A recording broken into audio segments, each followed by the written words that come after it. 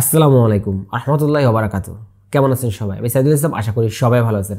আজকে একটা মনিটরের ভিডিও আছে, ব্র্যান্ডের একটা মনিটর ৯,০০০ টাকার কমে 21.45 ইঞ্চ মনিটরটা কেমন কি আসল বিষয়ে বিস্তারিত জানবো। তার আগে সর্বপ্রথম আমরা দেখবো সেটা বক্স কন্টেন্টসে কি কি থাকে আর কি। দেখেন এখানে লেখা আছে keep the box for warranty purpose. এই হচ্ছে বক্সের ভিতরে জিনিসপত্র। এখানে একটা হচ্ছে আপনার কুইক স্টার্ট গাইড আছে, আর এখানে একটা প্লাস্টিক আছে, এটা একটা কাজ আছে, এটা কি কাজ পরে দেখাই দিতেছি। আর এটা হচ্ছে একটা পাওয়ার কেবল। আর সবসময় দেখে দেখবেন যে ব্র্যান্ডের প্রোডাক্টগুলোতে আপনি অ্যাক্সেসরিজগুলো অবশ্যই হাই কোয়ালিটির পাবেন। এখানে একটা HDMI কেবল, এটা হচ্ছে আপনার 30 ওয়াটের একটা পাওয়ার অ্যাডাপ্টার।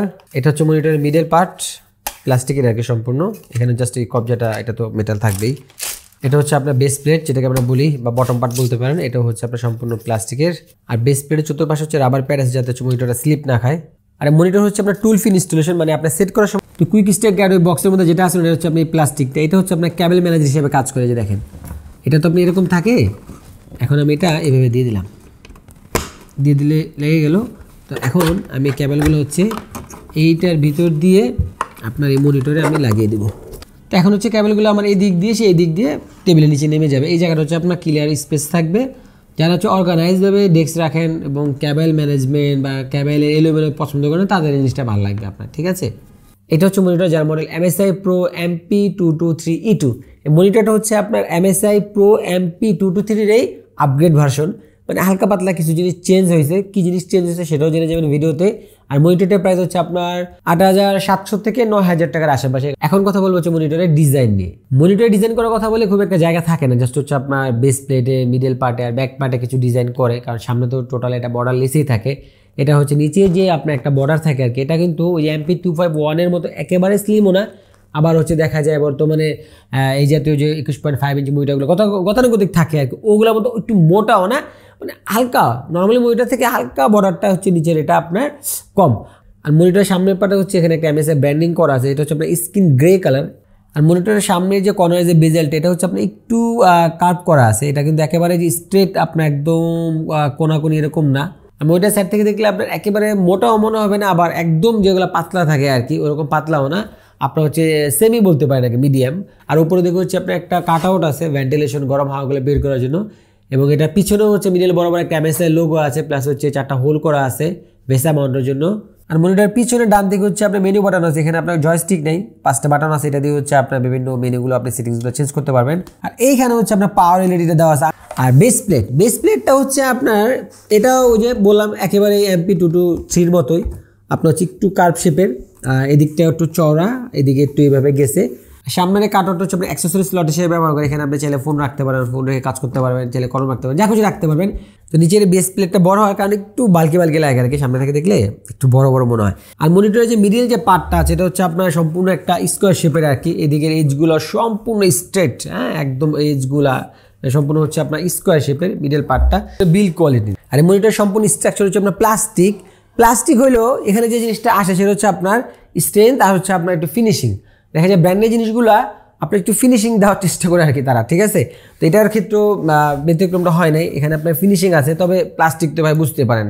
আর এইটা আমি সবসময় খেয়াল করি এই বেজালেস মনিটরগুলোর ক্ষেত্রে, কারণ বেজালেস আমি অনেক মনিটর দেখছি নিচের অংশে দেখা যায় আপনার ফাঁকা থাকে, বা এই জায়গাটা হচ্ছে আপনার নড়বড়ে থাকে আর কি। তো এটা আপনার এরকম কিছু নাই, কোনো আপনার বড় আকারে কোনো ফাঁকা নেই, তবে হ্যাঁ এটা আপনার ইউনিট 19-20 হইতে পারে।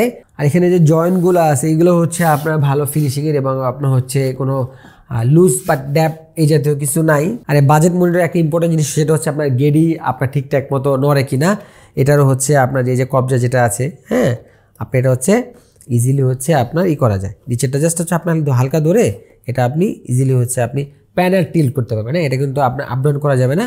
এখন কথা বলা হচ্ছে মনিটর স্ক্রিন সাইজ এবং রেজলিউশন নিয়ে। মনিটরটির স্ক্রিন সাইজ হচ্ছে আপনার 21.45, আর স্ক্রিন রেজলিউশন হচ্ছে আপনার 1920x1080, যেটাকে আমরা 1080p হিসেবে জানি আর কি। আর panel type, monitor panel type হচ্ছে আপনার VA panel with LED backlight, যেটা কন্ট্রাস্ট রেশিও হচ্ছে আপনার 3000:1, ব্রাইটনেস হচ্ছে আপনার 250 CDM।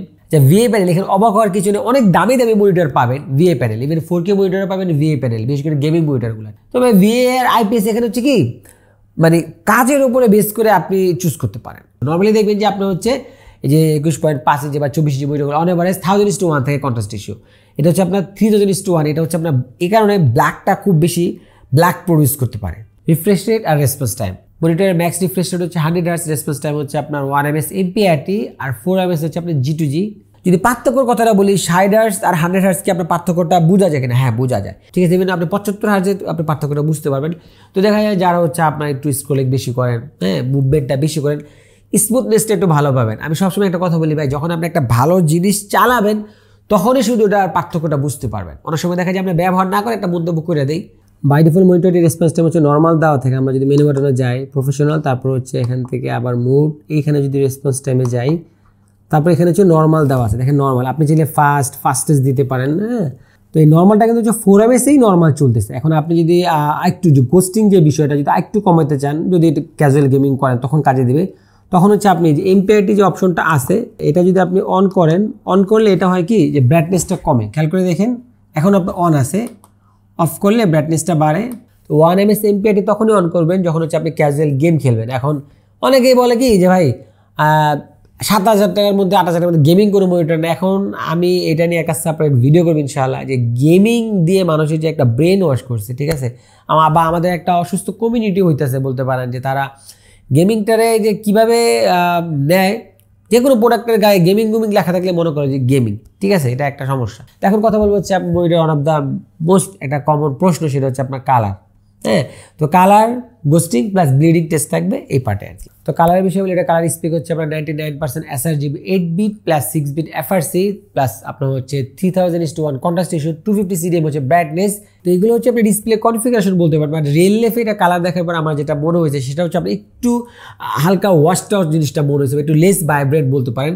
তো এই জিনিসটা হচ্ছে আপনার মানে সিনারিওর উপর ডিপেন্ড করে, যে একটা ফোরগ্রাউন্ড ব্যাকগ্রাউন্ড এক একটা সিনেতে এক এক রকম থাকে। তবে আমার যেটা হচ্ছে একটা অ্যাজাম্পশন থাকবে সেটা হচ্ছে যদি আপনার এরকম হয় যে আপনি ডেডিকেটেডলি মনিটরটা নিচ্ছেন হচ্ছে আপনার ফটোশপ এডিটিং বা ভিডিও এডিটিং পারপাসের জন্য, তাহলে আপনি এটারে যেটা MP225 আছে IPS ভেরিয়েন্ট ওইটা নিতে পারেন, ঠিক আছে।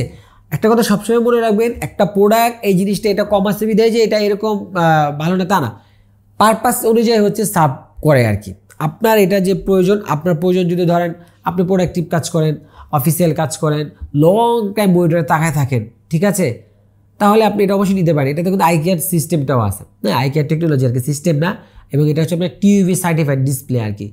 এই স্পেকের মনিটরে গোস্টিং দেবে এটা স্বাভাবিক, কিন্তু 60 হার্জের সাথে যদি এটা কম্পেয়ার করেন সেক্ষেত্রে আপনি অনেকাংশে গোস্টিং কম পাবেন। আর আমি যে জিনিসটা বলছিলাম সেটা হচ্ছে আপনি যদি কখনো এই মনিটরে গেম খেলেন তখন কিন্তু অবশ্যই আপনি MPRT-টা অন করে নেবেন। অন করলে গোস্টিং এটা অনেকাংশে কমে যায়, এটা একটা ভালো ফিচার। আমি সবসময় যে কথাটা বলি, আপনি যদি প্রোডাক্ট কেনার আগে আপনার প্রয়োজন বুঝে প্রোডাক্ট কিনতে পারেন তাহলে আপনি হতাশ হবেন না বা পস্তাবেন না। বিশেষ করে ব্র্যান্ডের প্রোডাক্টগুলো তারা কিন্তু এক একটা প্রোডাক্ট এক একটা টার্গেট অডিয়েন্সের উদ্দেশ্যে বানায়, সব প্রোডাক্ট তারা সবার জন্য বানায় না। তো ভুল প্রোডাক্ট ভুল জায়গায় চলে গেলেই হচ্ছে আপনার এই কনফ্লিক্টটা হয়। এটার আমি লাস্টে হচ্ছে বলতেছি, ঠিক আছে, এটা কাদার জন্য আইডিয়াল হইতে পারে আর কি, ঠিক আছে। তো যেহেতু আমি বলছিলাম এটা হচ্ছে কন্ট্রাস্ট রেশিও 3000:1, এই জন্য এটা হচ্ছে ব্ল্যাক কালার খুব বেশি ব্ল্যাক প্রডিউস করতে পারে ইভেন আপনার IPS এর তুলনায় আর কি, ঠিক আছে। এই দিকটাতে হচ্ছে আপনার VFL একটু আগে আছে। তো যাই হোক, আপনার হচ্ছে এখানে আপনার হচ্ছে ব্লিডিংটা নাই, হ্যাঁ, ইভেন আপনার গ্লোয়িংটাও নাই। আর আমি একটা কথা সবসময় বলি, এই জিনিসটা হচ্ছে ইউনিট আপনার ভ্যারি করতে পারে, হ্যাঁ। মনিটর আইপোর্ট হচ্ছে এটা আপনার হচ্ছে পাওয়ার ইনপুট পোর্ট, এটা হচ্ছে আপনার DP পোর্ট, এটা হচ্ছে HDMI পোর্ট, এটা হচ্ছে আপনার হেডফোন ইনপুট পোর্ট। খেয়াল করে দেখবেন এখানে কিন্তু আপনার ডি সাব নাই, হ্যাঁ, মানে VGA পোর্ট না, একটা ডিসপ্লে পোর্ট আছে, একটা HDMI পোর্ট আছে। MP223 আর E2-র মধ্যে মেজর একটা পার্থক্য হচ্ছে আপনার পোর্টটা।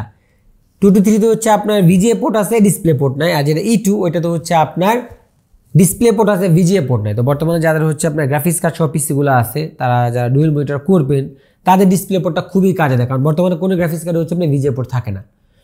সবার পিসিতে হচ্ছে আপনি HDMI পোর্ট পাবেন, কারণ HDMI পোর্ট ছাড়া পিসি খুবই পাওয়া দুষ্কর, লেটেস্ট অ্যাটলিস্ট মাদারবোর্ডগুলোতে যত কম দামে হোক না কেন। তো যারা হচ্ছে ডুয়েল মনিটর করবেন গ্রাফিক্স কার্ড সহ পিসি, তাদের হচ্ছে এই পোর্টটা কাজে দেবে আর কি।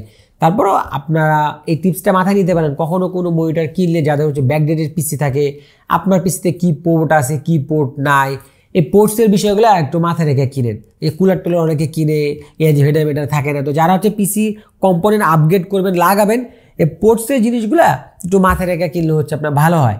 তো এখন হচ্ছে ভিডিওটা প্যাক করার আগে মনিটরের বিষয়ে আমরা ফাইনাল ক্যালকুলেশনটা বলি। দেখেন ভিডিওর শুরুতে আমি বলছিলাম মনিটরটার প্রাইস হচ্ছে আপনার 8,700 থেকে 9,000 টাকার মধ্যে আর কি, ঠিক আছে। আর ফাংশনালিটি কী আছে না আসে তো আমি বললামই আপনাকে। এখন দেখেন আপনি কখনো কোনো প্রোডাক্ট পারচেস করার আগে এটা মাথায় রাখবেন, প্রতিটা প্রোডাক্ট কিন্তু বিভিন্ন টার্গেট অডিয়েন্সের উপরে বেস করে তৈরি করা হয়। তা আপনি যে প্রোডাক্টটা কিনবেন ওটা যদি দেখেন যে অফিসিয়াল ওয়েবসাইট আছে, অফিসিয়াল ওয়েবসাইটে যাবেন, একটা দিবেন, দেখবেন যে তারা এটা মার্কেটিং করতেছে বা তারা এটা বলতেছে কাদের জন্য আইডিয়াল। তো MSCI থেকে এটা হচ্ছে আপনার বলা হচ্ছে বিজনেস এবং প্রোডাক্টিভিটি মনিটর।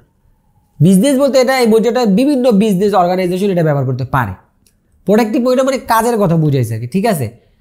তো আমি যেটা বলবো, আপনার যদি স্পেসিফিকলি যদি এরকম হয় যে আপনি ফটোশপ, ইলাস্ট্রেটর এবং ভিডিও এডিটিং, মানে মেন কথা হচ্ছে আপনার প্রো বলতে মানে কালারে প্রো বললে তো ভাই আরও দামি বইটা লাগবো, মানে ফটোশপ, ইলাস্ট্রেটর এবং কালার ভিডিও এডিটিং নিয়ে কাজ করে তারা আপনি এটা অ্যাভয়েড করতে পারেন। তারা হচ্ছে MSCI যেটা আছে MP225 যেটা আছে ওইটা আপনি ইজিলি নিতে পারেন, ঠিক আছে। এটা থেকে একটু বেটার কালার হচ্ছে প্রডিউস করে। এর পাশাপাশি আপনার তো শুধু খালি মনিটর মানুষ এই ফটোশপ, ইলাস্ট্রেটর ভিডিও এডিটিং করার জন্য কিনে না, অনেক মানুষ কিনে যদি স্টাডি করতেছেন, আপনি লং টাইম মনিটরে চালাবেন, আপনার হচ্ছে চোখে যদি জ্বালা পড়া না করে, তাহলে তারা এটা ডেফিনেটলি কনসিডার করতে পারেন। কারণ এটা তো হচ্ছে আপনার ডিসপ্লেটা হচ্ছে MSCI আইকেয়ার আছে, প্লাস হচ্ছে TUV সার্টিফাইড। এটা কিন্তু খুব একটা ইম্পর্টেন্ট সার্টিফাইড। অনেক ব্র্যান্ডের প্রোডাক্টে দেখবেন যে এই সার্টিফাইডটা থাকে এবং তারা এটা হাইলাইটস করে, এবং আপনি এটা গুগল করেন TUV সার্টিফাইড দিয়ে, তাহলে বুঝতে পারবেন। আপনি মনিটরে যদি হচ্ছে লং টাইম কাজ করেন, আপনার চোখে এরকম কোনো জ্বালা পড়া করবে না। আর মজার একটা বিষয় আছে বইটা কি জানেন, এখানে আপনার এখানে IQ চেক একটা অপশন দেওয়া আছে। সেটা হচ্ছে আপনি ধরেন অনেকক্ষণ কাজ করতেছেন, মনে হইতেছে আপনার কাছে, তো আপনার কি এখন রেস্ট করার সময় হয়েছে কিনা বা আপনার চোখে কোনো সমস্যা আছে কিনা, এবং এটার বিল্ট ইন একটা ফাংশন আছে, সেটাতে আপনি চেক করতে পারেন। আমি জিনিসটা আপনাদের দেখাচ্ছি, আসেন। IQ চেক, এখানে একটা অপশন আছে। আমি যদি হচ্ছে এখন এটাকে ওকে দিই, এখানে হচ্ছে ইনস্ট্রাকশন দেওয়া আছে, ইনস্ট্রাকশনটা ফলো করবেন আর এইদিকে তাকাবেন। এখানে যদি আমি যাই, তো টেস্টের ইনস্ট্রাকশন হচ্ছে এখানে দেওয়া আছে। তারপরে দ্বিতীয় যে উপর থেকে যেটা দ্বিতীয় আছে, এটা যদি দেই, কোন অপশনটা মানে কি প্রবলেমগুলো হইলে হচ্ছে আপনার অ্যাটলিস্ট 20 মিনিটের রেস্ট নিতে হবে, এখানে হচ্ছে বলে দিছে। ভিডিও সম্পর্কে আপনার মতামত কমেন্টে অবশ্যই জানাবেন, আর ভিডিওটা ইনফরমেটিভ বা ভালো লাগলে অবশ্যই লাইক করে দেবেন। যারা এখনই tech media YouTube channel subscribe করে নিন। আমি সাইদুল ইসলাম, আজকের মধ্যে এখানে দেখার জন্য কোনো ভিডিওতে, সেগুলো সবাই ভালো থাকবেন। আল্লাহ হাফিজ।